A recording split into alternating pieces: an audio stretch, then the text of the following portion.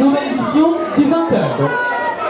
Édition spéciale ce soir en direct de Lyon où nous assistons au gala de Sciences Po Lyon, un événement exceptionnel qui est marqué par la présence de nombreux invités de marque. Pour commencer, nous recevons le président de la République, M. Nicolas Sarkozy. Bonsoir. Bonsoir. Bonsoir à tous et à toutes. Merci d'être venus si nombreux pour moi. Ça concorde plutôt bien avec mon emploi du temps. C'est parfait. Bravo pour cette soirée. J'avoue que l'idée de ce gala m'a beaucoup séduit. Rien ne vaut une croisière pour laisser monter la vague. Vous savez, c'est aussi très symbolique. J'ai commencé mon mandat sur le yacht de mon ami Vincent Bolloré pour une semaine à 245 000 €. Je termine sur le Rhône, dans une péniche, 26 € la soirée. C'est simple, je suis proche du peuple français, je suis très heureux d'être là. Merci beaucoup, M. Sarkozy. Je vous propose à présent de découvrir Sciences Po, ce bel institut, à travers quelques enseignants de l'institut. Donc, en premier lieu, son directeur, Gilles Paulet. Bonsoir. Voilà, bonsoir, merci. Écoutez, Sciences Po Lyon, c'est l'atout, je dirais, multidisciplinaire. C'est pas seulement des sciences politiques. Et c'est une formation complète. Nos étudiants, d'ailleurs, ne ressortent pas avec un diplôme, mais 2, 3, 4, 5, 6 diplômes. Nous les préparons par exemple au CAP cuisine, alors ils ont l'occasion de se former à l'occasion de nombreuses comboosts. Alors, puisque Anciella excelle dans certaines préparations culinaires, je crois que leur fameuse préparation, la tarte chèvre, épinard, brocoli, graines de sésame, est jalousée par Bocuse. Voilà. Alors, il peut aussi valider un diplôme d'art du spectacle. La formation est complète avec des clics, Spot, la Fanfaraon. Toutes ces associations travaillent main dans la main pour former des saltimbanques professionnels. Mais c'est-à-dire que nous avons compris quelle était la situation du marché du travail aujourd'hui. Nous misons sur la flexibilité et nous veillons sur ça, la multidisciplinarité à Sciences Po Lyon. Voilà.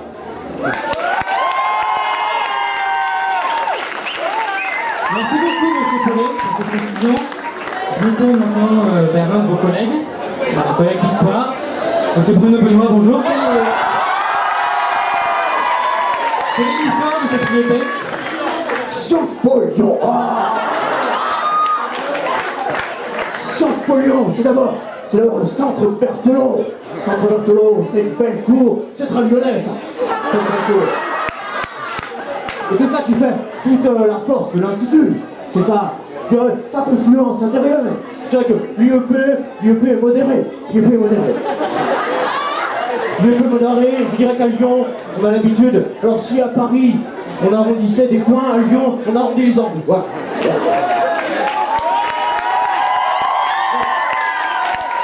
Sciences Po Lyon, c'est un tempérament. Alors toujours, Sciences Po Lyon, il y a aussi les extrêmes.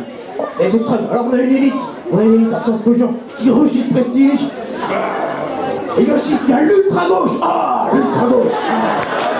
Les pouilleux, les crasseux. Et parmi les enseignants aussi. Les enseignants. On a des anciens 68 arts. Écharpe rouge autour du cou. Denis le rouge. Un ultra-gauche, Denis le rouge. Un héritier de Collot d'Herbois. Poids Collot d'Herbois. Merci beaucoup, M. Benoît.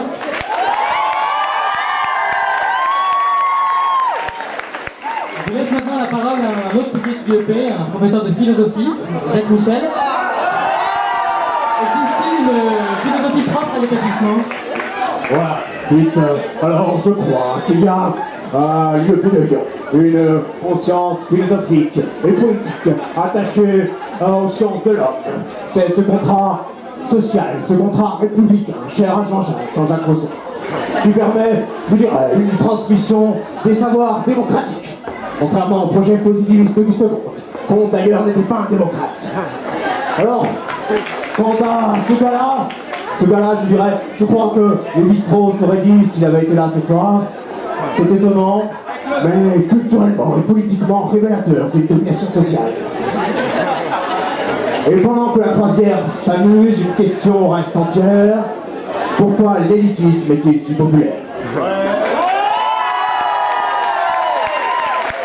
Merci, Jacques Michel. J'accueille à présent l'ancien responsable des relations internationales que beaucoup d'entre vous doivent connaître, M. Christian Velu. Monsieur Velu, bonsoir. En quelques mots.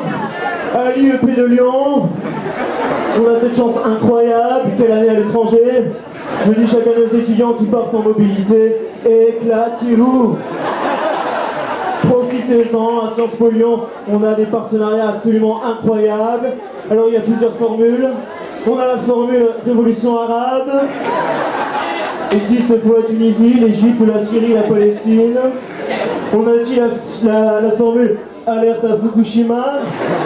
Alors vous ne faites pas de Tchernobyl, émotion garantie. En plus de la bourse Explorasup, vous avez sur ce partenariat la bourse ASN financée par l'autorité de sûreté nucléaire et la bourse Arriva Dossou.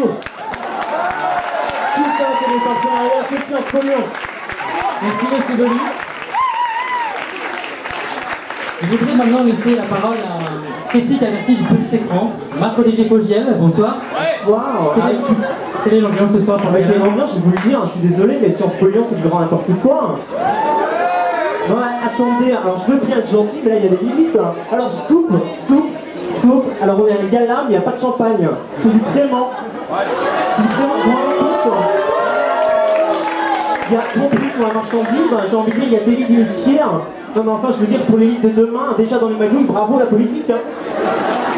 Alors au niveau de l'ambiance, je suis désolé, mais moi je m'attendais à des paillettes, je m'attendais à un orchestre de jazz, à du faux-faux, à quelque chose qui sorte, qui a de l'allure. Et alors là, je retrouve une espèce de fanfaronnade, de gens qui soufflent dans des instruments complètement bizarres, qui tambourinent.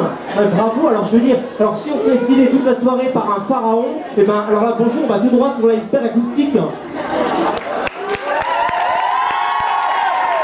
Merci Marc-Olivier.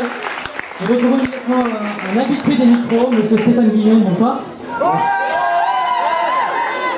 Merci Victor, vous ne pouvez pas savoir comme vous me faites plaisir. Votre JT, c'est presque un retour à France Inter. J'en ai très mollo dans la voix, des guillis dans le ventre. Je suis tout émoustillé. Alors oui, un gala sur une péniche, l'idée est audacieuse, mais moi je trouve ça plutôt inquiétant de voir que ceux qui étudient la politique sont déjà en train de nous mener en bateau.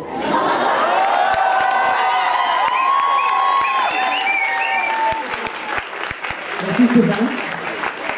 Dernier invité avant de clore cette édition spéciale de notre JT, Stéphane Essel, bonsoir. Mais qu'est-ce que vous faites à bord ce soir avec votre grand âge? Bonsoir jeune homme, je suis venu ce soir pour prendre un bain de jeunesse. Je me suis échappé de la clinique où on m'a obligé à me reposer en début de semaine. Et ça n'a pas été chose facile, autant vous dire que je suis indigné. Pour regagner Lyon, j'ai dû me cacher à l'arrière d'un camion, arriver à la gare de Perrache et enfourcher un vélo pour arriver jusqu'ici. Mais je suis venu communiquer directement à la jeunesse, aux étudiants de Sciences Po Lyon, en leur donnant un programme d'action pour l'entre-deux-tours. Alors, écoutez bien, lundi, l'indignez-vous, mardi, niez-vous, mercredi, niez-vous,